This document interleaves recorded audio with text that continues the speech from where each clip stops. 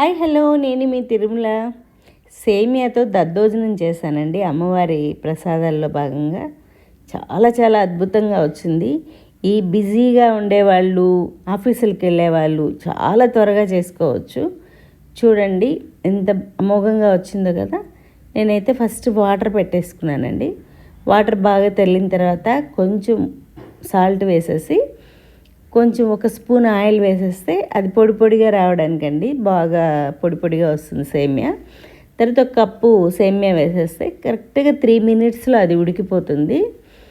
ఈ సేమియా చల్లారడం ఒక్కటే అండి, ఇది ఉడికిందంటే జస్ట్ 3 మినిట్స్లో అయిపోతుంది.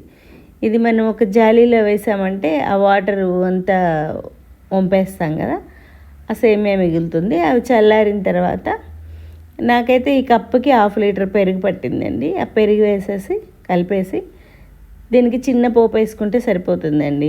కడాయి పెట్టేసి ఒక చిన్న స్పూన్తో ఆయిల్ వేసి, ఆయిల్ కూడా తక్కువ పడుతుంది, కొంచెం ఆవాలు, కొంచెం జీలకర్ర, కొంచెం పచ్చిశనగపప్పు వేసి 2 పచ్చిమిర్చి సన్నగా తరుక్కున్న పచ్చిమిర్చి వేసి తురిమి పెట్టుకున్న చిన్న 1 ఇంచి అల్లం ముక్క వేసేసి కొంచెం కరివేపాకు వేసి వేగనిచ్చేసి పక్కన పెట్టేసామంటే చల్లారిన తర్వాత పోపు కలిపేసి పెరుగు కలిపేస్తే ఎమ్మి సేమియా దద్దోజనం రెడీ అయిపోతుంది. చాలా ఫాస్ట్గా రెడీ అయిపోతుంది. మీరు చూడండి అంత మనకి 3 మినిట్స్లో ఉడికిపోయింది కదా.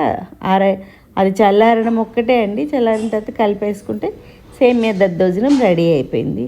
చాలా చాలా బాగుంటుంది. పిల్లలు కూడా ఇష్టంగా తింటారు. మనకి అమ్మవారికి నివేదన చేయడానికి టైం లేని వాళ్ళకి 10 మినిట్స్లో అయిపోతుంది. చూడండి, ఈ ప్రసాదాలు రెసిపీస్ రోజు వస్తూనే ఉంటాయి. మీరు చూసి చేసుకోండి. Thank you very much.